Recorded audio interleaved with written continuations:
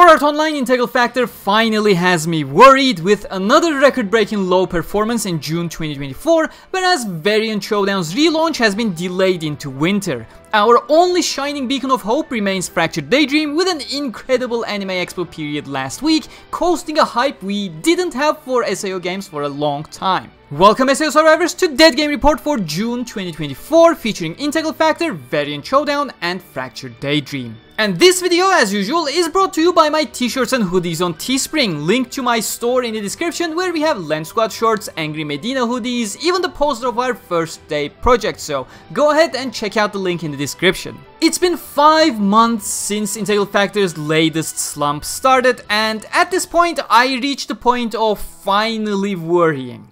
With June, we have reached the levels where prior SAO games, Memory Defrag and Unleashed Blading have likely met their internal end-of-service decisions. I'm not going to say we're looking at an end-of-service for Integral Factor at all. That would be far-fetched at the point we are right now, especially considering Integral Factor is generally coasting consistently without huge additional costs like Unleashed Blading had.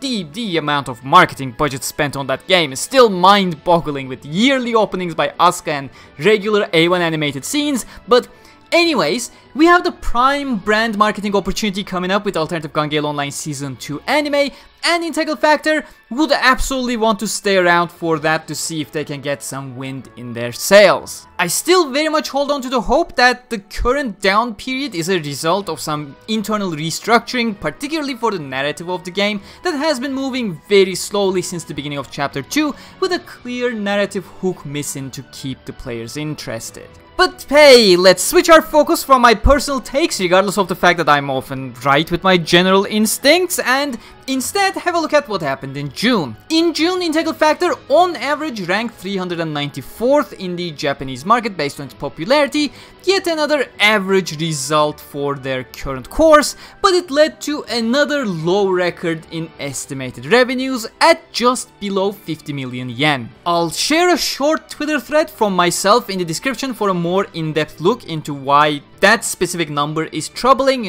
check out if you're interested. But looking at our monthly chart, the month of May ended with the Lily White order featuring Shinon, Lifa, Koharu and Shirika, which allowed the usual small hike at the beginning of June, a small dip until Argo's birthday on the 5th with 2 new birthday skills alongside the Golden Colossus Hunt a day later, but an otherwise empty week, eventually dropping to around rank 500 around the 10th.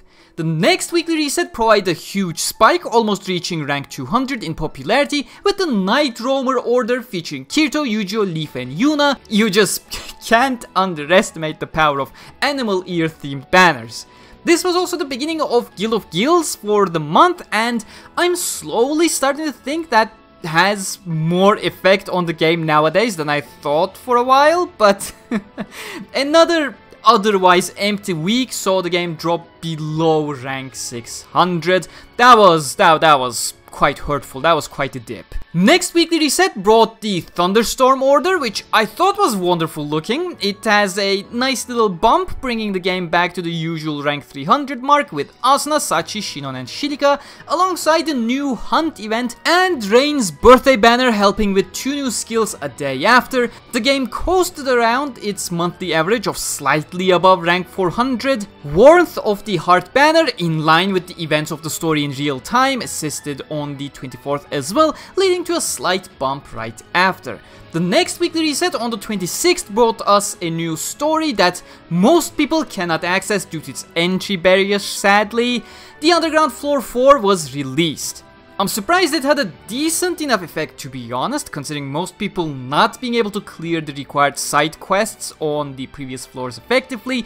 And on June 30th, we had the Swimsuit banner release, but that's no longer contributing to June stats, so that's where I wrap things up. But hey, the game fared slightly better on Steam, although my argument there would be that the game was doing fairly bad the past 2 months on PC otherwise. So while Integral Factor had about a 5% increase in concurrent player counts in June, that in no way comes close to making up for the 19% decline in April, coupled by a 17% decline in May. You know, in general, when you ask players, a lot of people I see are attributing these to mobile games having a massive step up in the past couple of years that initially started with Genshin Impact a couple of years ago, but I don't quite agree. The reality is that the declining amount of content introduction has been felt quite hard in Integral Factor for quite a while. People have played Integral Factor for years when it had interesting content to play. It's why the game is over 6 years old and is still around. However, lately, the game is overrun by event reruns with little rewards, some of which don't even have rewards for older players because the reward tracks don't reset from event to event. We used to get monthly floor stories with additional event stories and special days, whereas we have regressed to a point where event stories are allowed to take the place of a monthly floor story, which only exacerbates the problem of Chapter 2 progression feeling extremely lacking.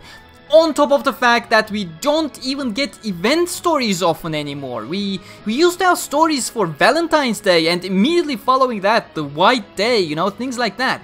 Did we even get a Valentine's Day event this year or the previous year? I honestly don't remember, I'm asking. All we get nowadays are random hunt events, which are just color swapped reruns anyways. We all need a bit of a shake-up at this point in Integral Factor with a renewed focus on its storytelling. Because let's be real, people are not playing Integral Factor because it's the best MMORPG in the market. It just isn't. I don't think I'm being mean by being clear on this front.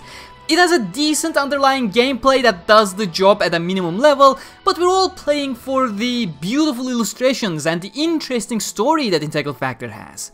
And while I still love what they are doing with individual stories, it's still a beautiful portrayal of all the characters and their personalities.